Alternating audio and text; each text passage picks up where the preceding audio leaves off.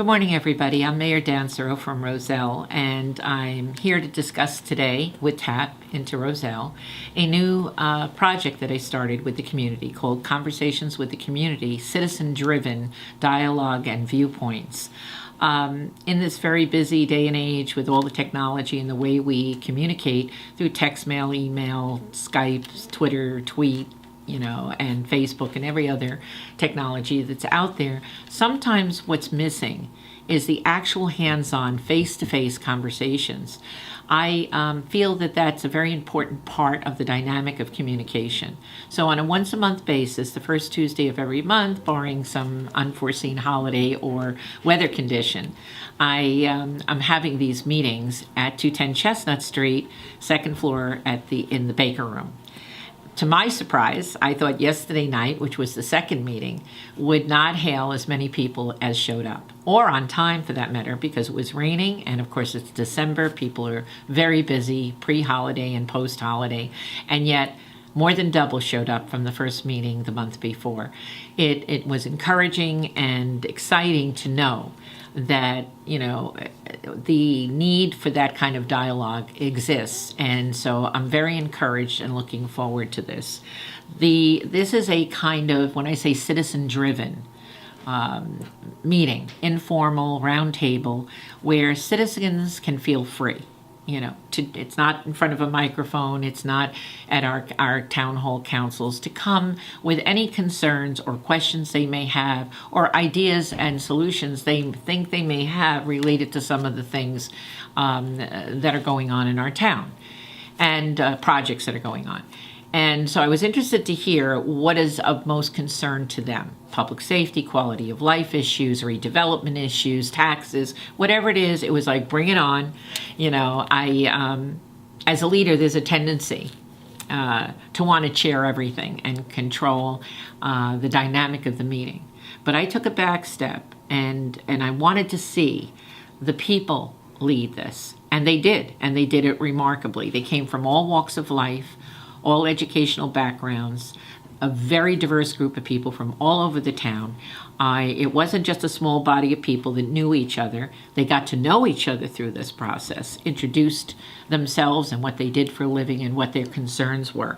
Some of the hot topics that were discussed was, in terms of the public safety and health, was the Pilgrim Pipeline. When I said citizen-driven, we have two citizen advocates, Arlene Murphy and Richard Lenahan, who had been working not only, with a coalition of towns in terms of preventing the pipeline with Bakken oil, this explosive oil, from coming through Roselle and neighboring towns, but in the past they were key members of a coalition that prevented the trash trains from coming through Roselle, thank God, past our schools, past our churches, and our residential neighborhoods. And now they're at it again, thanks to them. And we have, because of their and others' work, have passed a resolution, citizen-driven, as well as an ordinance that helps to establish our position here in Roselle based on citizen activism of what we want the other public officials to know, all the way up to the State House. And so they're going to keep us abreast of that, and the people who come to these meetings, as they did also at our council meeting during a presentation, as things change. They also have pamphlets, so you can let me know if you'd like to get one of these pamphlets if you haven't gotten to the meeting, and we'll provide them for you. And people ask, well, what do we do? Sometimes they feel out there and they go, well, we don't have the time. We're working 2 jobs, we can't get to every council meeting, workshop meeting, a planning board, zoning, all the things, library. What can we do? Well, it can be as simple as starting with vote. I know that there is apathy, and I know that people feel, especially in light of the most recent, elections, that people feel, well, every time we vote, we think we're going to get what we want, what we need. We sometimes, everybody agrees to disagree. It doesn't always happen the way they want. But the wonderful thing about living in the United States of America is the fact that, well, hey, there's always the next election. And you should never be disheartened, because all those single votes end up amounting to hundreds of thousands of them. So in Roselle, where we have approximately 10,000 voters and their voting turnout is somewhere in the threes, I am urging you, okay, and urging this coalition of citizens that that's the first thing you can do. If you're not satisfied, from mayor to council to anyone, with the people who are representing you, don't be afraid to vote your beliefs. Okay, that's number one. Your voice matters. Okay, number two, we are your servants, and that is a message that's very important. You direct us, and through your voices, we share. And of course, it's always going to be, we have to think in terms of the common good. So when it is about, there's always maybe a minority of people who may not agree with the larger base and body of people. And that doesn't mean that you dismiss those people. You simply, do what you can to make them and have them be included in the everyday experiences of Roselle and what is going on. We are the stewards of your tax dollars. How we spend them should be of interest to you. And it was with this dynamic group of people who had concerns about a number of things. I know that some people say, why do people come to the microphone and complain? But because they're not working, day to day, and with the floating and changing of things that go on all the time, in terms of projects, especially when we're talking government run or even privately owned, businesses, sometimes what seems like the spur of the moment has actually been in process for a number of years, i.e., the park development, privately owned, formerly the golf course, has been under discussion and mediation and planning, and all of our professionals, their professionals, all kinds of studies and architectural designs and concerns, and also a citizens group that was formulated from outside of council to come in and put their input in about some of the things that would be going on that we could pass on to the developer if he wanted to partner in a positive way with our community. And he did, and he respected it. And so we have the formation and the development of this process. Now, there is questions because there's new people coming in. There were some people who were at this meeting that have lived there all their life. There were some that are here only 3 years. So, of course, the information is at different stages for different people. But we as government officials have to feel that, it doesn't matter. If I have to go back and re-review and rediscuss the journey of the development of what's going on in Roselle, so be it. That's my job. Because not everybody, is going to remember the same thing or share the same thing or was at the same place and time when the messages were delivered. It's not a one-time message. Our job is to communicate with the public as often, as frequently, as often as asked about the questions they have, and to correct information if we can, or to add new information that they need, and to know that our job is to service you. So, having cleared this up with the coalition, they wanted to know about the Pilgrim Pipeline. What is the threat? What's the concern? So, our liaisons were able to share with them. They asked questions. They have pamphlets. They were interested in the park development in terms of, what's going to happen in terms of the road that's outside on Raritan Road, the lights, how many people will be there, what will the rents be, and what's going to go into the shopping area, which is also going to be redeveloped very shortly into a very modern, up-to-date shopping area, along with a super fresh supermarket. So these things are coming along. They take a while. It doesn't happen overnight. They take a lot longer than some private enterprises because they're so large and they require a great deal of work. The other question that came up was what other kind of developments are going on in Roselle? And the importance of being in an area of redevelopment for Roselle is that we are a small town. We don't have a lot of industry. So every square inch of retail space or commercial space that we may have, we have to try to assertively and aggressively go after to fill, because those dollars become tax dollars that help the tax-paying citizen, maintain an equilibrium in terms of taxes. One of the questions that always exists amongst the community that we're there is there any way to lower our taxes? And that's a question that I'm still researching as well. I always hear, and this is above my pay grade as mayor, the think tanks in the state that, they don't go down, because the cost of living and the prices of things keep going up. And, for infrastructure and all the things that are paid for out of the budgets. But I would like to think that we're not wasting money, and that we're stabilizing taxes. And part of what we do through that is not only to gain the money, and we discussed this the other night, through tax dollars, but through grant money, through establishing more retail development for tax dollars. The other question was, because we have very savvy citizens here in Roselle, well, but they get abatements. They don't have all those taxes, and we're getting all these, improvements, but they don't pay anything initially. Well, the truth is, maybe that was in the old days, but what exists now is more what we call pilot programs. And they pay the lion's share considerably over a period of years, escalating from a lower point to give them a chance to recap some of the investment they put in.